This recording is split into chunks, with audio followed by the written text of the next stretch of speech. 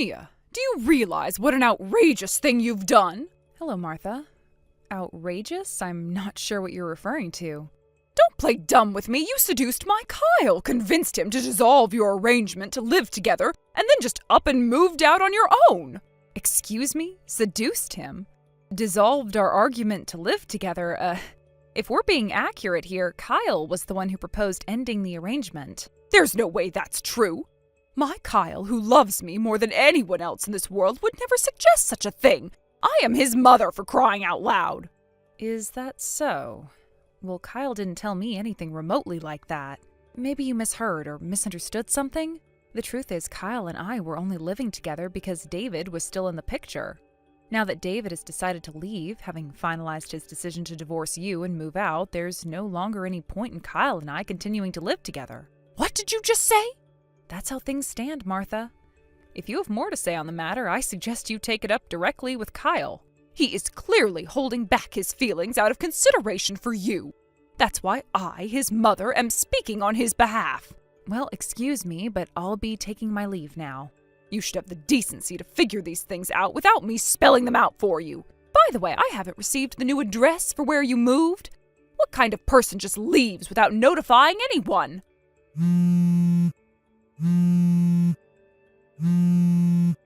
Mia!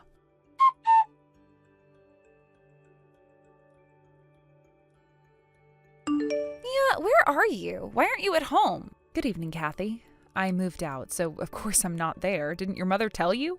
She told me, but why did you take Kyle with you? Excuse me?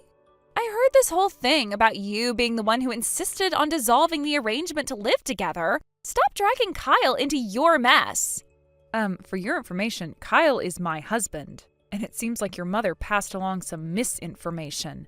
Kyle was the one who suggested we end the choice we made to live together, not me. That's impossible. There's no way Kyle would suggest something like that. This was the perfect time for me to return to the family home. The perfect time? How exactly is it perfect for you, Kathy?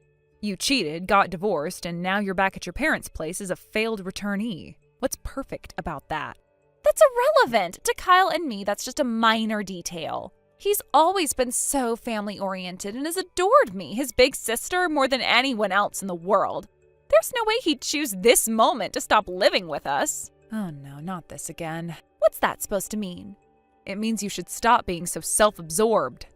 That's what I'd like to say, anyway. Excuse me? Oops, looks like I accidentally hit send.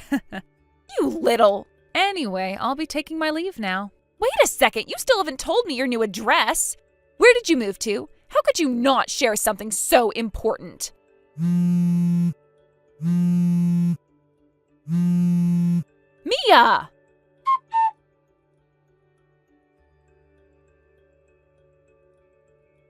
I found you. I was wondering where you'd moved, and it turns out it wasn't far at all. Just a 10-minute drive away, huh? And to think you're living in a high-rise apartment building. Even if I take the train and walk, it's only about 20 minutes. Honestly, Kyle is such a wonderful son, so thoughtful of his mother. To grant me the dream I have always had of experiencing life in a luxury high-rise like this, he's the best. At this distance, I can visit every single day, no problem. Maybe I should even invest in a commuter pass.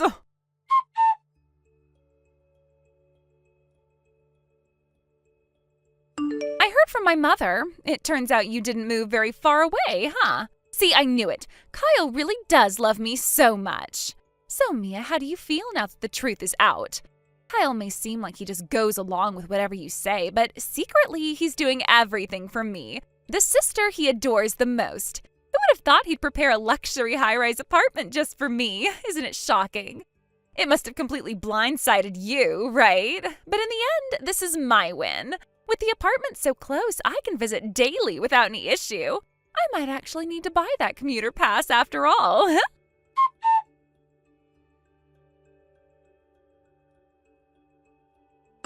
I've decided I'll be moving into that high-rise apartment with Kyle. When I thought it through carefully, I realized something important. I'm the one who's getting divorced from my husband, which means I'll have to leave this house anyway. But hey, talk about a total turnaround. This is such an incredible and lucky development for me. It's been a while, Martha. Your timing is interesting. Considering Kyle's grandfather, your father-in-law, just passed away unexpectedly, you seem remarkably cheerful. Exactly. Lucky is the perfect word for it. That seems incredibly inappropriate, don't you think? Oh, you're just jealous, aren't you? Jealous of what exactly? Because as of today, Kyle and I have decided to live together in that high-rise apartment. Here's the deal. I'll give you $300,000 in alimony. In exchange, you'll divorce Kyle and move out of the apartment. $300,000? That's quite a sum. Where exactly do you plan on getting that kind of money?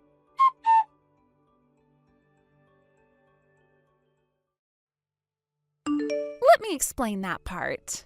Oh, how rare. You're actually getting involved in the conversation. Huh? What's that supposed to mean? Oh, nothing. Please, go ahead with your explanation. You see, our grandfather on Dad's side was quite a wealthy man. Yes, I'm aware. He was once the owner of a large company, and even after stepping down due to age, he continued to grow his wealth through stock investments and other ventures. Exactly, and since Dad is his only son, all of Grandpa's inheritance will go directly to him. Oh, so that's what this is about. But considering that your mother is getting divorced from your father, I fail to see how this situation is anything you should be calling lucky. Oh my, you're not as clever as I thought. Is that so? I think you might want to do a little more research before making assumptions, though. Whatever. Anyway, I'll be moving into that high-rise apartment starting today. By the way, I never got around to asking, how exactly did you manage to track down our address in the high-rise? Oh, one of Mom's friends happens to live in the same building. She said she spotted Kyle there, so she confirmed the room number for me. You're in unit 3602, right? And when exactly was this? I think she said that about a month ago. Quite a while back, then. Well, of course. If I told you about the move too early, you'd probably start feeding Kyle all sorts of sly lies. That's why I waited until after all the moving preparations were done to let you know, nice and last minute. But hey, it's not a bad deal for you either, is it? You're getting $300,000 to divorce Kyle. Not to mention Mom is getting $300 million from the inheritance, so $300,000 is just pocket change for her. Oh, $300 million, you say? Exactly. Anyway, the movers will be delivering everything tomorrow, but Mom and I are heading over by train tonight.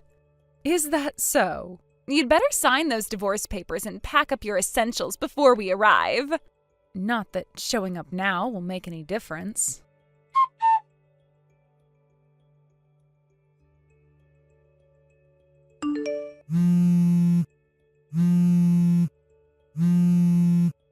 Mia, what is the meaning of this? I just went to visit the 3602 apartment where you and Kyle are supposed to be living, but a completely different couple is living there. Oh my, were you able to get inside? That building's security is usually quite strict. No, I didn't get inside. When I rang the intercom for 3602, a woman answered. At first I thought it was you, so I started talking to her as if it were. But then she corrected me and said I had the wrong person. I see. At first I thought she was lying and pretending not to know me. So I told her to stop fooling around and to open the door immediately. But when I realized she wasn't budging, I got frustrated and kept arguing. And then? Then she called her husband, and both of them came down to meet me outside. So it turns out they were strangers after all. Yes, but what is going on? Who are those people? You might have met them before. At my wedding, perhaps. They're my brother and his wife. Huh? Your brother? But I thought your brother was working in Richmond. He was. He completed his 3-year assignment there and returned to the Washington headquarters just a week ago. Since the headquarters is nearby, he and his wife moved back into their home in the 3602 apartment of that high-rise. Wait, moved back? Why would your brother and his wife be living in Kyle's apartment? Pardon me, but I think there's some confusion. That apartment, 3602, has always been my brother's property. What? While he was assigned to Richmond, the apartment was rented out for 2 years under a lease. Once the lease ended, the place was vacant for a few months until my brother and his wife returned. During that time, he allowed Kyle and me to use it as a temporary residence after we ended the shared living arrangement with your mother. Temporary residence? Then now? Yes, we moved out about a month ago, once our new place was ready for us to move into. A month ago? That's around the same time I managed to figure out where you were living. Yes, it seems you were just a little too late. I can't believe this. If only I'd reached out sooner instead of trying to track you down myself. Oh, what a waste.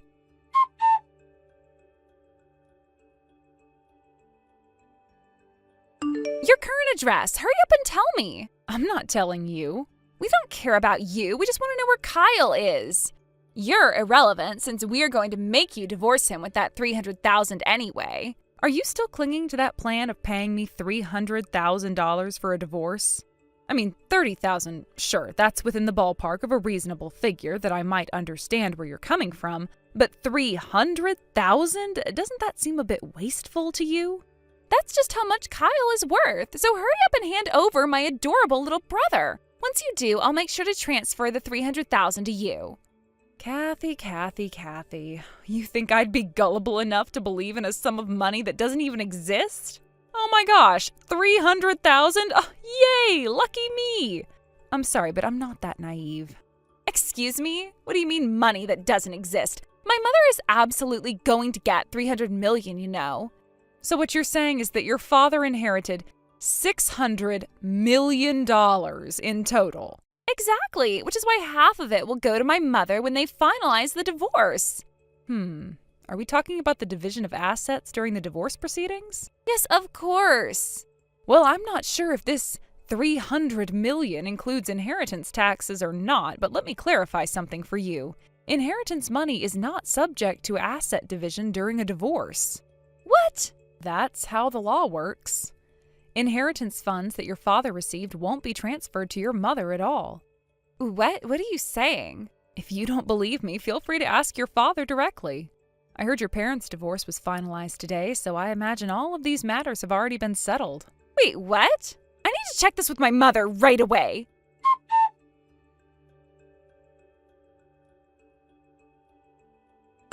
Hey, Mom, where are you? I just heard something outrageous from Mia. She told me that you won't get a single cent of the inheritance Dad received. It seems that's the case. What? While you were busy messaging Mia, your father contacted me to inform me that he had officially submitted the divorce papers. So naturally, I asked him, when will the $300 million from the asset division be transferred to me? But then he replied, "What are you talking about? The inheritance money isn't subject to asset division."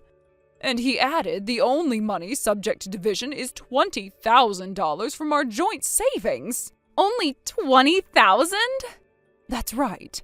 Which is why I'm currently on my way back to see your father, to convince him to cancel the divorce.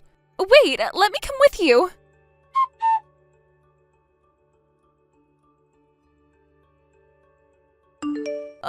Mia, you know what I've been thinking? You don't have to divorce Kyle anymore. Let's just live together again as a family. I never had any intention of divorcing Kyle in the first place. What? David turned down the idea of remarrying you, didn't he? And now that you've realized $300 million isn't coming your way, you're panicking. But frankly, that's your issue, not mine. Oh, please, listen to me. Kathy and I are unemployed. But with both you and Kyle earning an income, surely you could support us, right? Oh, about that. Kyle is currently unemployed as well. What? What are you talking about? Wasn't Kyle working for the biggest company in the area, thriving in his career? That company doesn't have a transfer system, right? The farthest a relocation would take an employee is just from the headquarters to a nearby factory or warehouse, within walking distance. But Kyle decided to quit his job, fully aware it would leave him unemployed, because he felt that cutting ties with both of you completely required him to move far away. He's currently focusing all his energy on job hunting. Cutting ties? Didn't you notice how Kyle barely responded to any of your messages or calls? That's probably why you've been bombarding me with messages instead. Well, I just assumed he wasn't replying because you had brainwashed him and turned him against us. Kyle has already switched to a new smartphone with a different number. What?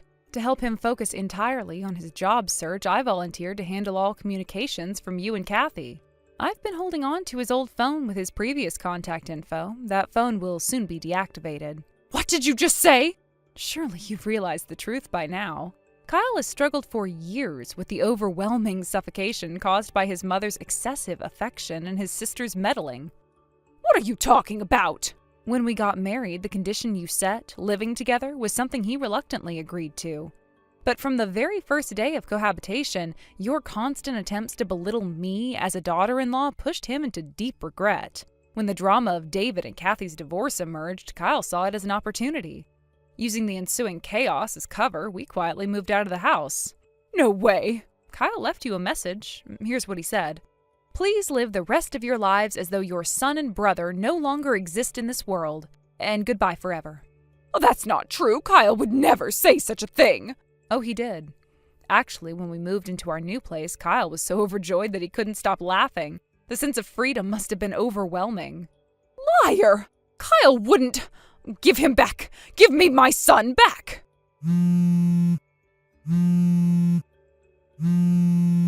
Kyle asked me to deactivate his old phone along with mine, so I'll be doing that today. What? This means there will be no way to contact us ever again. Consider this your final notice. Wait, you can't do this. I won't allow it.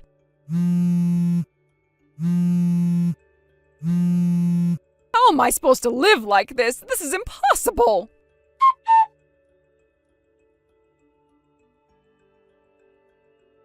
Right after this, I received a call from my sister-in-law, but I didn't bother to look at the screen. Instead, I turned off my phone completely. I had already made up my mind. It felt as though this was the only way I could create some space for myself in all the chaos that had been unfolding in my life.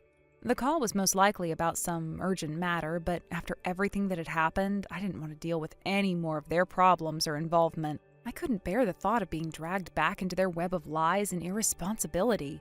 I didn't even want to look at the screen, let alone listen to her voice. The last thing I needed was for her to ask me for another favor, or worse, for me to be roped into fixing yet another mess that wasn't mine to begin with. After years of supporting my husband's family through all their financial problems, constant requests for help, and emotional blackmail, I had finally reached my limit. I decided that this time I would not be a part of their game anymore. It wasn't just the phone call that led me to make this decision. It was everything that had been happening over the last few months. My in-laws had been a constant source of stress. They never seemed to understand the consequences of their actions. They never truly learned from their mistakes. They had been living in a world where they thought money could solve everything, and I couldn't keep supporting them anymore. It was not my responsibility to fix their broken lives. So, without thinking twice, I signed up for a new phone contract, one with a completely different number, cutting off all communication from that side of the family. I didn't care if they tried to reach me. I didn't want anything to do with them anymore. This time, I was making sure that I could have a life without their interference, their constant demands, and their inability to take responsibility for their actions. Shortly after, I heard that the house my in-laws had been renting was no longer available. They had decided to break the lease and leave. I was a little surprised to hear that, but in a way it made sense. They had been living in the house for years, but things had been getting increasingly difficult for them financially. I had known they were struggling, but I didn't know the full extent of their problems until now. Apparently, my mother-in-law and sister-in-law didn't have a place to go anymore. They didn't have a home to return to, and I felt a small pang of sympathy for them. It's hard to imagine being in that position, not knowing where you'll sleep or how you'll survive. But at the same time, there was a part of me that didn't feel as bad as I thought I should. These were the same people who had put themselves in this position in the first place. They had made their choices, and now they had to deal with the consequences. I found out that my father-in-law, in his usual optimistic way, had tried to reassure everyone. He believed that the $20,000 inheritance he had received would be enough to set things right for his wife and daughter. He thought they could use it to get back on their feet, to fix everything that had gone wrong, but I couldn't help but feel that he was underestimating how deep their problems really were. He had good intentions, but the reality was much harsher than he seemed to realize. What my father-in-law didn't know was that my mother-in-law and sister-in-law weren't exactly thinking the way he had hoped. They didn't have any plans to use that $20,000 responsibly. Instead, they had placed all their hopes on a so-called phantom inheritance worth $300 million. Yes, you read that correctly. $300 million. It was a completely fantastical idea, one based on nothing more than wishful thinking and sheer delusion. They convinced themselves that they were about to receive this massive inheritance, and it became their main obsession. Instead of putting the $20,000 to good use and using it to get back on their feet, they squandered it. They spent it like it was their ticket to a much larger fortune. They made purchases they could never afford, traveled to places they couldn't afford to visit, and lived in a way that was completely out of touch with their actual financial reality. In their minds, they were already wealthy. They didn't see the need to be practical or cautious with their money because they believed that their $300 million inheritance would arrive at any moment. The problem was, of course, that the inheritance didn't exist. There was no hidden fortune. They were simply living in a dream world, and reality was starting to catch up with them in the most painful way possible. As the days and weeks passed, they continued to indulge themselves in this fantasy, ignoring the mounting bills and obvious signs that their spending was unsustainable. They ignored all warnings, refused to listen to anyone who tried to talk sense into them, and went on a spending spree like they had no care in the world. Their credit cards maxed out, their debts grew larger, and they couldn't understand why things were starting to fall apart. By the time a month had passed, it was all gone. The entire $20,000 had been spent. Not a single cent was left. They had blown through it all in the hopes of one day being able to claim their mythical fortune, but of course it never came. There was no inheritance, and now they were left with nothing but a mountain of debt and a deep sense of regret. In the wake of their financial disaster, they scrambled to find work. The reality of their situation had finally hit them hard, and they realized they had to do something to survive. But by this point, it was too late. They had dug themselves into a hole that was hard to climb out of. Finding work was not easy, and the jobs they managed to find were far from ideal.